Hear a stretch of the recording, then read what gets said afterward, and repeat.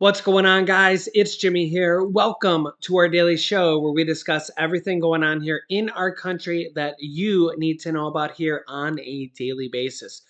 Today is a really big day here. We just got some major announcements and some major data from the government that is going to affect us going forward and is going to affect Social Security recipients and everybody underneath the Social Security umbrella as well going forward, and is going to affect the Fed and interest rates going forward as well. So really big major announcements, and we're going to have another really big major announcements next month on this as well. So let's start with that, and we have several different things to cover here in this video. I'll kind of try to break it down for you in layman's terms because we're going to get to some kind of technical details here and what this means for you and what this means going forward. So first, we'll get to some of the details here. Take a listen. Time now for the report. Rick Santelli, hopefully you've got the numbers for it. Yes, the August numbers for the Consumer Price Index, headline number expected to be down is up 1/10 instead of down 1/10. And do remember, the high water mark there was in June when it was the highest level since 2005, when it was up 1.3%. Up only 1/10, of course, is the lowest. Well, since last month, we're unchanged. If we strip out the all-important food and energy, and do understand, gas was down, 26% month over month. It's food that we have to pay attention to, up 0.6%, double the expectation. And the high water mark there is up 0.9. That was in April, and that went back to 1981, up 0.6. Well, if you look at up 0.7 in June, that's kind of our comp. Now, the year-over-year numbers, expecting up 8%, up 8.3 on year-over-year, up 8.3. High water mark there was, of course, 9.1. That goes back to 1981. 8.3 equals April, and it is the lowest level since February, when it was 7.9. And if we strip out the all-important food and energy on a year-over-year perspective, it's also hotter than expected, up 6.3%. We're expecting up 5.9. The high water mark there, up 6.5. That was in March. That was the highest since 82. So when we see 6.3, that actually now is the highest since March of when it was the highest since 82. We've had 4 months in a row where it was moderating a bit. We'll call an end to that. Now, as we look at interest rates, we can clearly see that there's a lot of two-way action going on here. But for the most part, we're at 339 and a 10. That's up about 4 basis points. And we were at 329, down 7. So you can see there's been a big reversal. So you can see here, quote, more work still to do. Biden celebrates the Inflation Reduction Act that was passed, which will lower the deficit and is going to, which says they're going to lower inflation, lower medical costs, multiple different things in there. But the latest CPI inflation report tops forecasts, sparking fresh worries. And the stock market was up yesterday, but down today here. Stock tanks after higher than expected inflation report, CPI report. Dow Jones Index down 879 points so far, nearing negative 1,000 points. It was up yesterday, but getting crushed because of this inflation report here today that is pretty bad, pretty bad. The NASDAQ down even worse, almost 4%. It's a different scale here, but percentage-wise, even worse here today. What will this mean going forward? That we're probably due for a very large interest rate hike yet again for America. This will affect everybody going forward here, and this will mean even higher interest rates for everything, for mortgages, car loans, credit card interest rates, anything you pay an interest rate on. This will also mean higher interest rates on savings accounts and money from the bank and things like that. But this will also affect the Social Security cost of living adjustment, the COLA. We have new information on that. We'll get to that here right now. This comes fresh based on today. Now, remember that it's not the CPI number, it's actually the CPIW number that affects the cost of living adjustment for Social Security. It's based on 3 different numbers based on quarter 3 of the year. Okay, so that is July, August, and September. October, November, December would be quarter 4. So July, August, and September. The August number is the number that we just got. August just ended. It always takes them a few days to compile it, and we get it here in September. Here's what we got. So yeah, you can see here retirees could soon get their biggest Social Security raise in more than 40 years. This is going to be a large one of the largest maybe in your entire lifetime. It's going to be very large, very large. It will be a significant raise for everybody.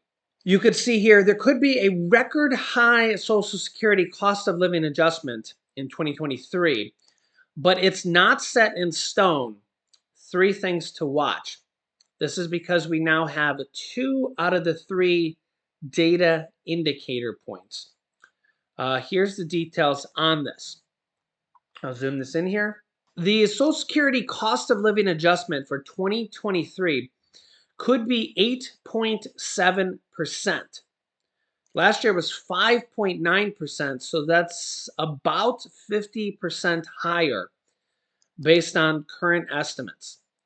According to a new estimate from the Senior Citizens League, an increase that high would be the biggest cost of living adjustment in 4 decades, surpassing this year's 5.9% cost of living adjustment. I'll give you an idea of how much this will be here in a second. There is still 1 more month before the official adjustment is announced. Here are the 3 factors that could affect next year's increase. An 8.7% Social Security cost of living adjustment could be possible in 2023 based on the government inflation data released here today. This estimate comes from the Senior Citizens League, a nonpartisan senior group, which finds that increase would boost the average $1,656 average monthly retirement benefit by $144.10 a month, based on if it does go up by 8.7%. So if it goes up the 8.7%, that could mean an extra $144.10 based on the average monthly retirement benefit per the Senior Citizens League and the Social Security Administration. Of course, that's based on the average monthly retirement account or monthly retirement payments. If you make more than that, if you make less than that, it would be completely different. Okay, 8.7% could be a little bit higher, it could be a little bit lower. Okay. Such an annual increase, we'll get to that a little bit more here in a second. Such an annual increase to benefits would be the highest COLA raise, or cost of living adjustment is what COLA stands for, ever received by most Social Security current beneficiaries, according to the Senior Citizens League. So this is pretty significant. Unless you've been on Social Security for more than 40 years, this will be the largest cost of living increase ever. And especially when we're talking about how much people get paid now based on inflation and how high people get paid, their monthly average benefits, which are as high as $1,600 a month on average. The raises are going to be the most ever now. So they say here the calculation is based on the Consumer Price Index data released on Tuesday, which showed that inflation was 8.3%. But remember, it's based on the CPIW number, not the CPI number. I think it shows that here in the next paragraph. Over the past year's August, amid high energy and food prices, you can see here kind of a graph of how bad inflation was based on last year's 5.9%, and this year is even higher. But as you can see here, the Social Security Administration calculates the annual COLA, cost of living adjustment raise, based on the subset of data, the Consumer Price Index for urban wage earners, CPIW, and clerical workers, or CPIW. That increased 8.7% over the past 12 months as of August. So that is actually a little bit higher, which means a little bit higher raise, which is actually a good thing. Okay, so this is still an estimate because we still need to get the data for October, and when we get the October number, then we will know the official data and the official information. I'll keep you up to date on that. Now, this inflation report is exceptionally bad because of multiple different things. You can see here grocery prices in August rose 13.5% on a year-over-year basis. So, yeah, it's, gas prices have come down, but a lot of other indicators have not, including food. So, food prices have actually gone up. So this is kind of the issue here. Very, very bad, especially for low income earners and seniors and people with children. This is one of the things that hits the hardest. So we're seeing some relief at the gas pump, but not at the grocery store. This is what a terrible headline. Grocery prices in August rose 13.5% on a year-over-year basis, the highest increase since March 1979. That's what, 43 years ago? And here's a graph of where inflation is and where inflation isn't on a 12-month basis. So airfare up 33% over the last year.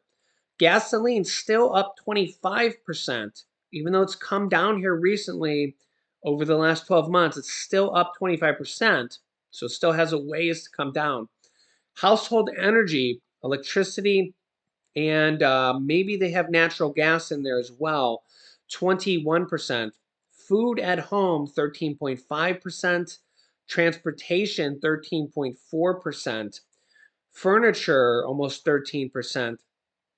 Pets and products, almost 11%. New vehicles, still up 10%. They're starting to come down in prices because of interest rates. Overall inflation, 8.3%. So that's kind of the average there. You can see here, food at restaurants, 8%. Used vehicles, 7.8%. Housing, 7.8%. Rent, 6.7%. I'm surprised that's not higher, to be honest. You can let me know your thoughts here. I know rent's been very high for a lot of people.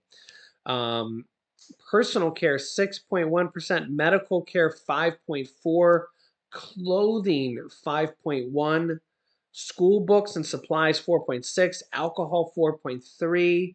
Recreation, 4%. Hotel rooms, 4%. Prescription drugs, 3.2%. That's a good thing, I guess. Education, 3%. Appliances, 3%. College tuition, only 3%. And IT hardware and services, negative, and rental cars, negative. The only two that are negative. Rental cars had led the category in the highest spike of inflation previously. That's probably why they're negative now, because they were a tremendous, massive rate and hike previously. So that's probably why they're negative now. So it's a little bit of a misleading stat. I just kind of know that off the top of my head. So let me know your thoughts here on this. This is going to be very big here. I'm going to keep you up to date here on a lot of things. We're going to have another interest rate hike coming here soon. And this is going to make things go even higher here, mortgage rates go even higher, this is going to make home buying even harder for anybody that is looking to buy a new home. This is going to make home prices actually come down even more because this is going to make less people willing to buy a home. We're already seeing new mortgage closings, people that are actually buying homes right now, already at a 22-year low. So we literally went from dozens of people bidding on homes the day they went for sale and multiple askings, overbidding, over asking price to 22-year low of closings. All that because of interest rates. Interest rates went from like less than 3% to close to 7% that quickly. And that's kind of what the Fed has had to do to bring down inflation. And it's kind of worked because if you look, you went from like a $300,000 home that was going for $350,000 over asking price. That's inflation. I mean, if someone's asking $300,000 for their home and 20 people are bidding on it, and it's selling for $350,000, that's kind of the definition of inflation. Now they're lucky to get one buyer, and they can actually negotiate and bid $290,000. So instead of that home selling for $350,000, it's selling for $290,000, and it's kind of back to normal circumstances. So that person can actually say, it's for sale for $300,000. I'll give you $290,000, which is kind of the way things have always been for a home. You don't go and if a home's for sale for $300,000, you don't go and bid $350,000. It's just like not normal circumstances. You don't bid against 20 other people, at least not in normal markets and stuff like that. So things are back to normal, or going back to normal in that cases. Interest rates are higher though. So we're back to like 6-7% interest rates. Things have been worse though. I mean, leave me a comment down below what your interest rates were back in the day. I've seen some comments of people saying I had interest rates back in the teens and stuff. I've seen some comments like that. Interest rates over 10% and stuff. So um, how long these interest rates will last and how high they'll go, I'll keep you up to date on that, as well as everything else going on here in our country. So let me know your thoughts in the comments. Make sure to click the subscribe button down below to our YouTube channel if you haven't yet. It's completely free to do so. And this way you won't miss out on new videos. New videos come out here on our YouTube channel every day at 10 a.m., 3 p.m., and 8 p.m. Eastern Standard Time. Click the bell icon so you get notifications when we go live, and I'll keep you up to date here with everything. You can click here to watch my new video on checks that are going out to millions of people here in multiple different states and multiple different ways here. And you can click here to watch my newest video on Social Security raises as well, up to $2,400, which is another bill on the block here as well. So click on one of those videos next. Thanks for watching, guys, and I'll see you in the next video.